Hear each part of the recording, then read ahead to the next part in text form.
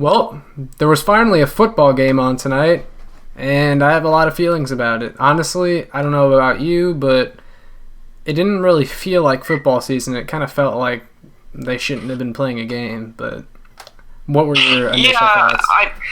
It almost feels like there's more to talk about the pre-game festivities, if you will, about more so than the actual game, because, for the first two quarters, I was getting pissed off like I usually do, but the second half of this game was pretty relaxing and pretty chill, and, it was a pretty chill first game.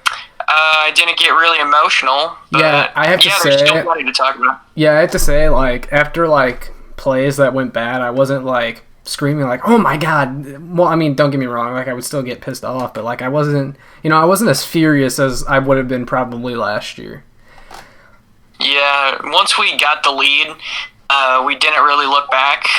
We got conservative towards the end, and that kind of pissed me off. But, obviously it didn't lose us the game, so it doesn't really matter. Yeah, I guess I was just kind of go over, offense and defense. We can start with the offense. Clyde Edwards-Helaire, okay? Rookie running back from LSU, and I don't want people to take this the wrong way because people have been thinking that I'm saying, CEH sucks. I don't think he sucks. I think he's a good running back. I just don't think he's, a god. People are like, oh, man, he's going to have a Kareem Hunt, debut. That's a little bit of an overreaction. People forget how good Kareem Hunt was already, and I like CEH, but he's a little on the smaller side, and we saw tonight how he couldn't really punch it in on the goal line and stuff. But besides that, he was making guys miss, and, he did what he was supposed to do for the most part. Calling him a star is ridiculous. Obviously he had a good game, but he didn't have that Kareem Hunt type performance that people were hyping it up and still hold it up to be. People are going to compare this performance to Kareem Hunt versus the Patriots. This is not that. He got those mid-range runs, 5 to 6 yards, pick up the first down, which is what you want from a running back. But if I take a running back in the first round, I want him to be a complete game changer. What I look for in a running back is, especially if I want a star running back, I want the ability to break away, that breakaway speed that will give you those 50-yard touchdown runs that Kareem Hunt had in his rookie season, and I want the ability to punch it in on the goal line. Those were the only two things Clyde could not do this game, and everyone praises him for everything else, but those two things I was looking for, he could not do. And I feel that's why I don't like him, especially in today's NFL, where running backs are a dime a dozen. You see plenty of good running backs who still are remaining on the free agent market, and I don't understand why you would waste a first-round draft pick on a running back who's not going to be able to put points on the board, especially when you're an offense like the Kansas City Chiefs, where they can cover the entire field pretty quickly, but sometimes they'll struggle to punch it in.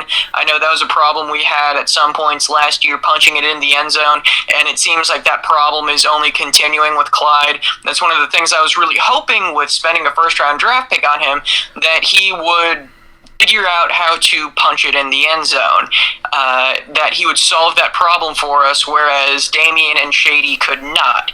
He cannot do that either. So we're basically in the same position as last year, minus a first-round draft pick. So that's why I didn't like the pick, and I still don't like it. I don't care if he wins Offensive Rookie of the Year or if he goes on to have a fantastic playoffs or anything like that. If he can't punch it in the end zone and he doesn't have those breakaway plays like Kareem Hunt did, I'm going to throughout the season, it's going to be a theme. I'm going to continuously compare him to Kareem Hunt, and if he isn't better than Kareem, then I still say he's a waste of a draft pick.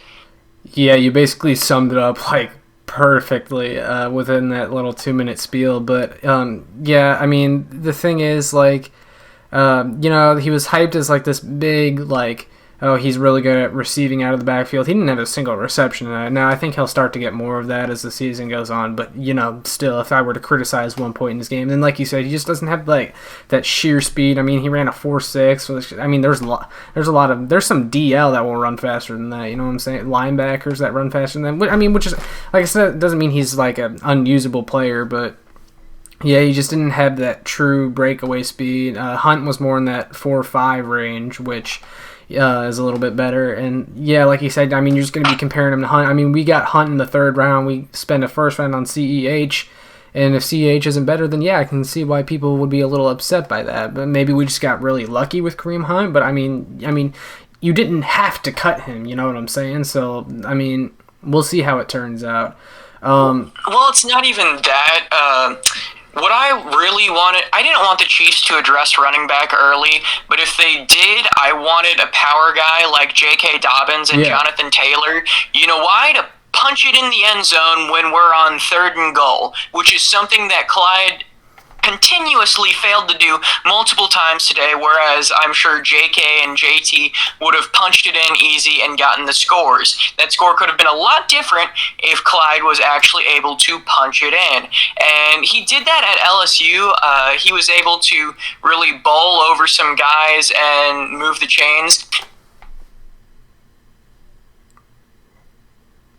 And I don't think he has enough power to do that at the NFL level. So that's why I'm just not excited about him. He's going to get you those yards, but frankly, anyone else on the team can get us those yards. So I really don't care. All him getting us yards does is take the ball out of Mahomes' hands, and I don't like that. I want a back who has the ability to punch it in the end zone or give us those big highlight plays that keeps the defense on their toes. I don't want a slow-paced game because that's all Clyde is really doing for the offense. He's slowing the pace of the offense down, which might not be a bad thing. The AFC Championship last year would have been a good opportunity to have a game plan where you slow down the pace of the game. But yeah, that's just what he does. He slows down the pace of the game, which, again, is not a bad thing, but it's not what I want. Yeah, it's not it's not exactly fun football to watch, but yeah, that is something I noticed a lot, because I'm pretty sure we won the time of possession battle this game, which I think we barely did last year. In fact, I wouldn't be surprised if we hadn't done it in a single game, but yeah, he's just, like, the thing is like with Damian, like, he was great. Yeah, he was great, even though early in the season he was injured, not that efficient, but he was great because, I mean, when he broke free, like, he was gone. You don't really get that with Clyde, and again, good back. He kind of kept drives going, won the time of possession, but it's just not as entertaining, I would say. Yeah, let's talk about the defense. Steve Spagnuolo is homophobic. Ben Neiman is not a cover backer. We have been playing him at cover linebacker because he got lucky in one preseason game and got a pick 6. He is not a cover linebacker. Been continuously burned for years now, and he's still there. We drafted a cover linebacker in the 2nd round, and we still played Ben Neiman over him. I don't even know what the hell, Spags. Yeah, I don't even know if Willie Gay got a single defensive snap tonight. And that's one of the things that annoys me about Spags, is he seems to always miss on these obvious personnel decisions. Like, why is Ben Neiman getting so many opportunities? Like, why? We have seen this over and over again. He got picked apart by Aaron Rodgers. He's not... Yeah, like, he's not a cover linebacker. I mean, he's fine if you have him, like, 3rd or 4th on the depth chart there, but, like... He should not be playing those snaps. And then, like, I've been preaching, give Dorian O'Daniel a chance. I mean, they put him in tonight. He gets a sack in his limited amount of playing time. It's just like, what harm would it do to just put Willie Gay out there when you have a 3-possession lead and he's your big rookie that you drafted in the 2nd round? Like, if you're not going to play him, then you shouldn't have drafted him, because linebacker is a position we sorely need help at. Yeah, that's frustrating to me. And another frustrating thing to me is the secondary. God, the secondary pisses me off. I'm still on the sign Earl Thomas bandwagon. Obviously, Tyron and Juan are two good safeties, but our corners, I felt comfortable with our corners to a certain extent. Fenton, you didn't hear his name, which is always a good thing for corners. Ward got hurt. I don't give a shit about that. And who played the other side? That would be our guy, L'Jarius Sneed, who played an amazing game. I thought Sneed was playing in the slot. I just remember what I think happened. Hamilton was playing in the slot. That's who you're thinking of, who had a crappy performance. Wait, I think what happened was Sneed started off in the slot. When Ward got hurt, Hamilton came out and played the slot. Yeah, you're right. Sneed got moved to the outside. Yeah.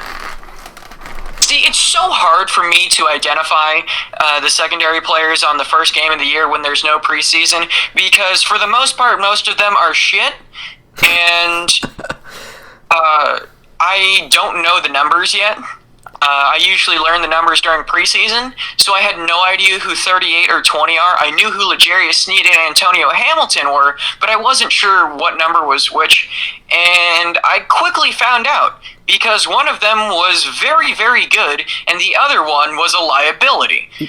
L'Jarius Sneed played a great game. I don't know why Clyde Edwards-Helaire is overshadowing him, probably because skill position is sexy in the eyes of casual fantasy football players. Right. But right off the bat, first play of the game, you could tell immediately what the Texans' game plan is. They saw a late-round rookie, and they were going to go after him. And they did, and they failed miserably, because L'Jarius Sneed is a beast. Not to the level of what Marcus Peters' debut was, but it reminds me of that. You know, the Texans were planning to pick on our rookie secondary player, and he shut them up pretty quickly.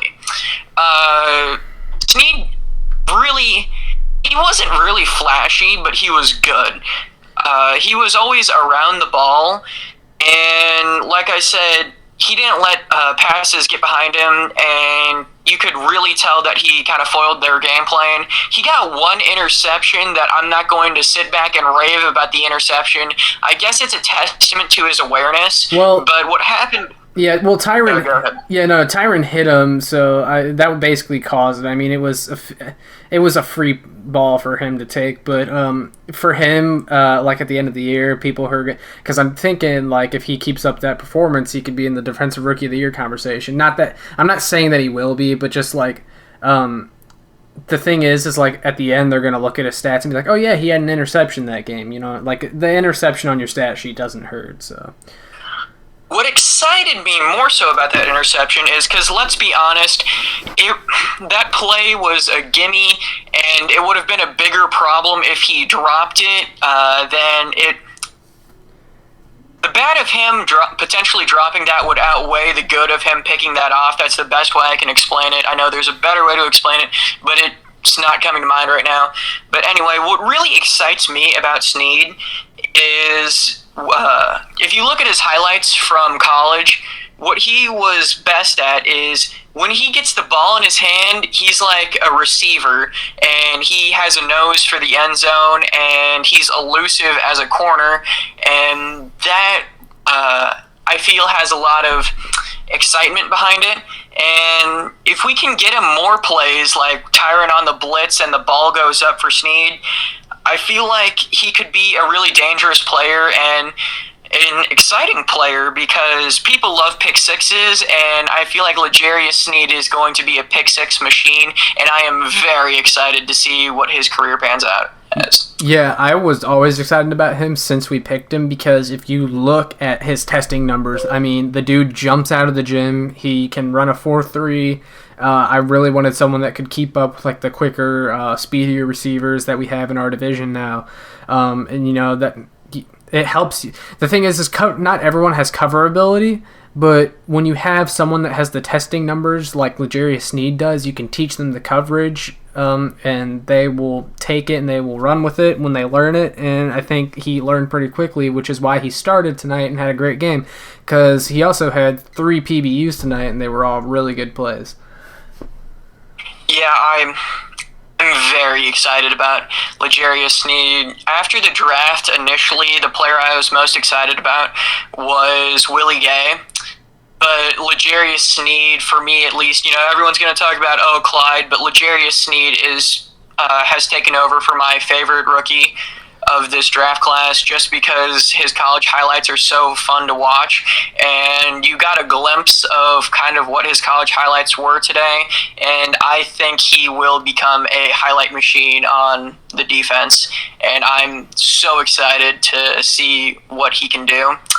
But let's talk about the defensive line. Yeah, I was going to say, to cut you off, I'm just going to cut straight to the chase. Frank Clark was invisible tonight. Again. He wasn't invisible. You could definitely see him.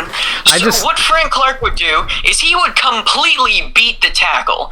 He was in the pocket, right there to sack Deshaun Watson, and he would miss. Yeah. He had like 3 sacks, but he just completely missed. Yeah, no, and people are going to use the argument to say, oh, well, at least he was there. I don't care if he was there. He could not get the job done. That's like running 90 yards to the end zone and then fumbling the ball on the 1-yard line. It doesn't matter how far you went, you still fumbled the ball. Yeah. And I guess you could chalk it up to Deshaun Watson being elusive in the pocket or some stupid crap like that. But it wasn't even that. Frank just missed. Would those be sacks if it was... Would those be sacks if it was Ben Roethlisberger standing in the pocket? I honestly don't think so. Some people will say they are. He had him wrapped up, is one thing. Yeah, and you let him go, like Breland Speaks. Yeah. So happy he's gone. Well, see, Frank Clark, yeah, I just love bagging on him. He did have a nice play in the first quarter where he pressured Deshaun Watson into dumping it off, and I think it went for no gain or something like that. But besides that, yeah, I was like, come on, Clark, you got to finish these tackles. And that's something that I complained about last year is, if you go on PFF and you look, he was, one of the top DNs in missed tackles, which is not good. And the thing is this is what I complained about is, most casual fans don't really know who Frank Clark is, but most casual fans are going to know who Khalil Mack and Aaron Donald is. Well, Frank Clark is getting paid just as much as them, and he's not near the player that they are. And that's just that I'm always going to hate that. One thing that I thought was kind of funny that I noticed towards the end is eventually they just stopped blocking Frank Clark. They did that last year in the divisional game, and he got a couple sacks off of it. But this time they stopped blocking him, and Deshaun was able to get the ball fast enough that he couldn't do anything. So he literally had zero impact. Nobody was blocking him, and the play was still getting completed to what the Texans wanted to do. So, again, why are we paying this dude? But the other guy who we're paying on the defensive line, I could not be more happy we are paying him. Chris Jones is an animal. He looked great tonight. I love Chris Jones, dude. He is such a beast. Yeah, he looked awesome tonight. And then... He ate the Texans' lunch. It was so good. Yeah, and then Dana, didn't really do anything. Okafor didn't really do anything. Went out with an injury about halfway through the game. Noddy was fine. And then Saunders got injured, that elbow. He was out pretty early. Hopefully it's nothing serious. I'm thinking that worst case scenario, it's like a broken elbow, because that's what they said it was. It was an elbow. So I'm thinking worst case scenario, it's a broken elbow, which would keep him out for several weeks. But... after week 2, you get Mike Pennell back, so if you could just hold down the fort until one of them get back, they should be fine. Where's Noddy? What? Happened to Noddy? What happened to Noddy? No, nothing happened to Noddy. I was just saying he had a good game. He did fine. I don't know why Saunders was then over him for a bit of the game. Oh, well, one player that did play a lot tonight was their UDFA, Tershawn Wharton, and he didn't look too bad. He was chasing Watson down on a couple plays. Was he the guy from Missouri S&T? Yeah. He's kind of built like Saunders. Yeah, 98, right? Yep. Yeah, I... See, he is the reason I want to see preseason. I've heard so many good things about him. I had never heard of him, but he made the 53-man roster, and I started hearing great things about him. But I haven't seen him play because he played at Missouri S&T. So I saw him getting close to Watson, which, I mean, for a UDFA, I guess that's solid. I'm not going to hold him to the same expectations that I hold a player like Frank Clark, but for a UDFA who's not a starter, Deshaun, and at least getting somewhat close was a nice sign, but I'm not going to really get excited about him yet. But, I mean, as long as Nadi is still there, I'm not really worried about the Saunders injury. Like, don't get me wrong, I like Colin Saunders, but he doesn't really do much. He seems more like a locker room presence at this point. Like, he's a big, friendly guy, but he doesn't have that much on-field impact. And I feel super bad saying this because I really, really like him, but I just don't see him having a future on this team or making a big impact. Yeah, well, the thing is like we talk about how like the Chiefs are paying all these guys big money, and eventually they're gonna have to someone go that they do like, and Saunders may be one of those guys, which is fine. And the thing is like he hasn't been a lead or nothing like that, but he's athletic and he creates a little bit of disruption in the middle there. I mean, he's no Chris Jones by any means, but you feel fine putting him out there. Like, you're comfortable with him out there, which is totally fine with me. Someone I wanted to spotlight though today, our late free agent pickup, Kalichi Osemele, had an amazing game. Looked way better than LDT did in any of his games last year. He was laying down all kinds of blocks, giving CEH room. Yeah, I'm really happy that the Doc opted out. I'm very happy with Osemele. Yeah, I mean he has a different playing style than LDT did, but he's real strong. He's more athletic than LDT. He plays a more important position. Yeah, quite frankly, I think we upgraded at the position.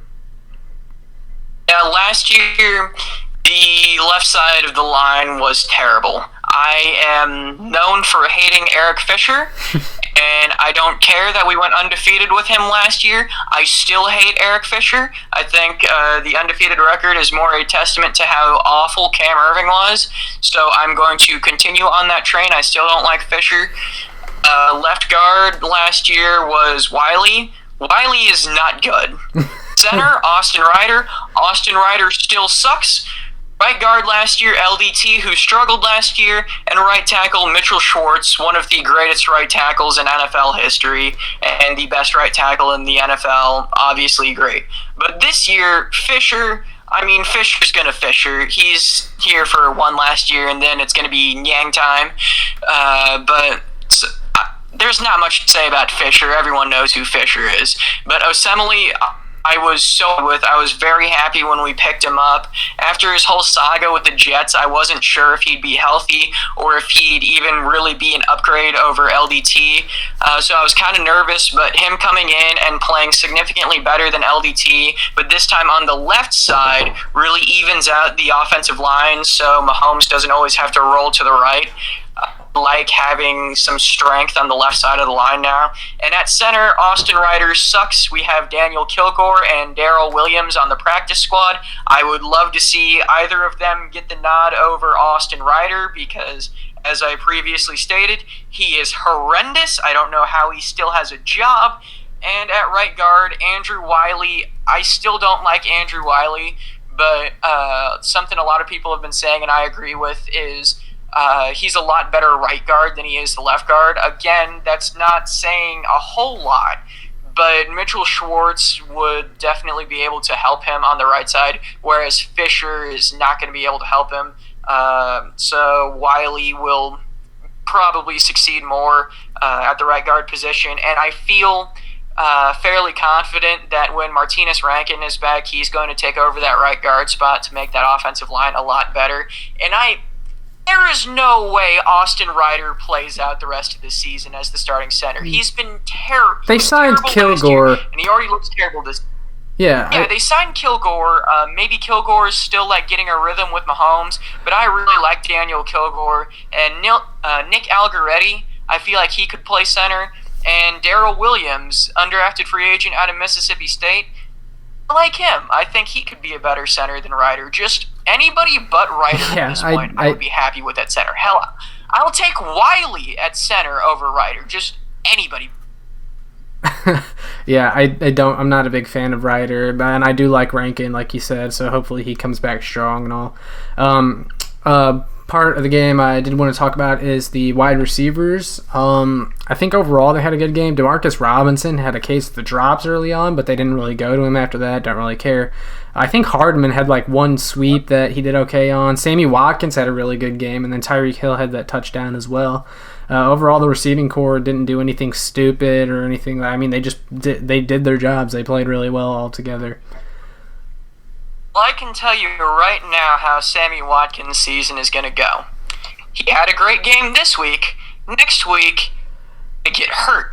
And then we're not going to hear much from him until the playoffs. And then he's going to be a beast again. That's why we have guys like Tyreek, Cole, D-Rob. Those guys will be able to play when Sammy takes his annual 15-week break in the middle of the season. But I love Sammy. He frustrates me because, like I said, he doesn't show up in the middle of the season. He plays 1 to 2 good weeks and then just doesn't do anything till the playoffs, which I guess if you're going to show up at any point, it better be the playoffs. So I can't really hold that against him too much. And it's not like we have no wide receiver depth. We have Tyreek is the number 1, McCole can take over as the number 2, and then we have D-Rob as the number 3 without Sammy. So I feel pretty comfortable in our weapons. And, of course, you still have Kelsey playing tight end, who had a great first half. It was quiet in the second half, but it was only because we were winning and we were effectively running the football. Yeah. So there was no reason to really go through the air.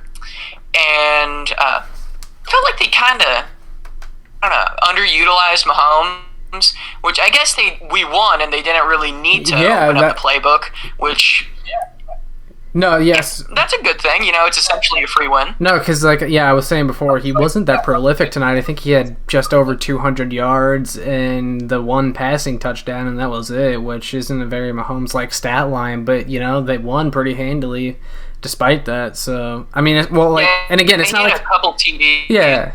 It's not like he played bad. It's just that's just how the game went. Yeah, he didn't have a bad game, but he didn't have a Mahomes game, That's not what we come to expect, but again, we won the game pretty easily. It wasn't a very intense game, so, I mean, I'm not going to look too much into that. If anything, you could say it's a good thing because, Andy Reid's famous playbook, we're still holding that off for when we really need it. So yeah, and again, it was only the first win. game. It was only their first game, so I'm not expecting them to come out and nail the playbook and win by 50 points. So let's talk about one rookie that I think we were both wrong about.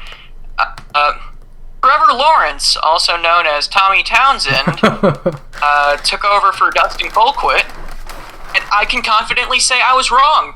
Well, he played his first punt. His first punt was shit, but his second punt inside the 5, very good. I was very happy with it. I feel like, and especially on an offense where you shouldn't be punting. We should not be punting very much. Feel comfortable with Tommy. Yeah, I feel like I'm gonna grow to love him. The thing is deep down I knew he was probably gonna be good, which is why they brought him in and everything. But I didn't like him simply because of what he did against Mizzou in that one game where he head-to-head targeted. I think it was like Jonathan Johnson on purpose. I did not appreciate that, and I thought it was a dirty play. And I just kind of hated him. Kind of didn't want to see him do good, but I guess I have no choice but to cheer for him now. But yeah, I mean, he looked really good tonight. Hey, if our punter wants to get dirty, I'm fine with that. I think the reason I didn't like him initially, it's going to sound pretty stupid, but, it's 2 reasons. One, I love Dusty. Dusty was our punter for literally my entire life. 2 years, I think. I don't know when he was drafted. I think it was like 2005, which means... Yeah, I think you're right. I was 2 when we got him. Yeah. But I'm Might be wrong on that. I'm not going to check it. But anyway, that's not important. I love Dusty, and I'm very nostalgic to those like mid-2010s teams, with Alex, Justin Houston, Tamba, and Dusty was the last remaining player from those, or from those teams, and it really hurt to see him go. And I don't like white guys with long hair. That just bothers me. That sounds ridiculous, but it's why I hate Trevor Lawrence, and it just bothers me. Well, he does seem like your typical college douchebag, so... Yeah, it's that college douchebag vibe that made me not like him. But you know what? If he punts the football within the 5 every punt, he could be a white guy with dreads for all I care, As long as he performs well, I don't care how ugly his hair is. Yeah, one more thing I wanted to touch on was, because we didn't really talk about it, was the safety play. Well, I mean, not much to say, but I kind of have to mention them. They did their job. I didn't really notice any holes in their game. Tyron was Tyron. Applied some pressure tonight as well on that one Watson pick. And then, Juan Thornhill. I don't even remember hearing his name much, which, again, was not a bad thing. It just means he did his job. He wasn't getting picked on. And Tedrick Thompson got some run as well and looked fine. So safeties played good. Corners, they did okay. I mean, Snead was the big one that did well. Outside of that, it was kind of shaky. But, yeah. Anything else you wanted to talk about? Who else really was notable? It was a pretty boring game overall. Yeah. I got pissed off with Spags. Based off of some of his personnel decisions. Oh, and let's talk about the inactives list. Everyone who is listed as inactive, I wanted to see play. Mm-hmm. Seals Jones I don't have and the Charlton. list in front of me. I think there was Ricky Seals Jones, who I wanted to see as the number 2 tight end. Nick Kaiser was the number 2 tight end. I didn't like that. I prefer Yelder and Seals Jones to Kaiser. Mm-hmm. Yasir Durant, I know, was on that list. Damone Harris. Showed a lot of potential in his few games last year, and I was really looking forward to seeing him play. With the injury to Alex Okafor, I might get my wish. And wasn't Taco Charlton listed as an active too? Yeah, Taco and Bo Pete Keys were the other two. Yeah, Bo Pete Keys. I was really looking forward to Bo Pete Keys because, as I said before, our corners. So I heard good things about Bo Pete Keys, and from watching his film, he's not exactly going against top-tier college competition, but I enjoyed his film. I think that he can be a good player at the NFL level, and we didn't get to see him play. I feel like he could be like another Rashad Fenton type guy of just this corner out of absolutely nowhere. We didn't get to see him play. Yeah, I guess I just don't understand him being inactive when you knew you were thin at corner already, and then of course Ward goes down and you're forced to put Antonio Hamilton out there. I don't really like that. I don't know if he would have bumped onto the inactives list in his place off the top of my head, but that just I didn't like that. Yeah. And another thing that bothered me is they had Damone Harris and Taco Charlton inactive and Mike Dana active.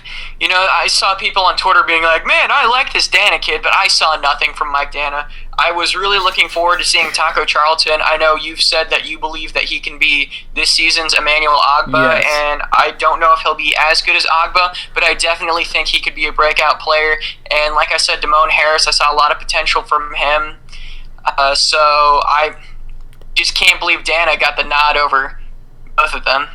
Yeah, I really wanted to see. We didn't really mention it, but Tano Pasnio actually played a little bit today. I think he started at the other DN spot. I don't remember. Yeah, he was listed as the starter, but I don't remember really seeing him. Yeah, I don't. But yeah, I would have loved to see Taco Charlton at least get in there because I think he's, he's very long and he's physical. He's more like him and Clark. They both come from Michigan, and Michigan liked players that were the stature of Clark and Charlton. I think Charlton is someone that Spags really likes, but he's not as slow as Clark. He's a little bit more explosive, which is why I wanted to see him. That's why we hate Clark. Yeah. Because he's not explosive in the slightest. No, he's very... he's just a little bit slower than I would like out of a DN. But that's just me. Yeah. Anyway, I think that probably wraps it up. Yep, not too much to talk about. We'll definitely go more in depth on things as the season goes along. But yeah, that was the first pod of the 2020-2021 NFL football season. Kind of crazy to say. Again, it didn't really feel like an NFL. It doesn't feel like the NFL season. You know what I mean? Oh yeah. Last thing that I want to mention is I said there was a lot to talk about with the pregame festivities, and that's more of a political topic than a sports topic. Yeah. But we could go in for a while about talking about it. But I want to mention the video that almost made me cry beforehand, and it was Norma Hunt narrating 2019 or clips from the 2019 season and talking about how she kept her promise to Lamar Hunt and watched as his team brought his trophy home for the first time. That was powerful. I loved it. Yeah. It's exactly what I was hoping for. Trophy presentation, and it was so great. Yeah, I liked it too. I don't know if a lot of people caught it amid all the protesting crap, but yeah, it was a really nice segment. Yeah. Anyway, that's all I have to say. All right, well, then I guess that just about wraps it up. For those that still listen this deep into the pod, I guess thanks for listening, but we'll catch you next time.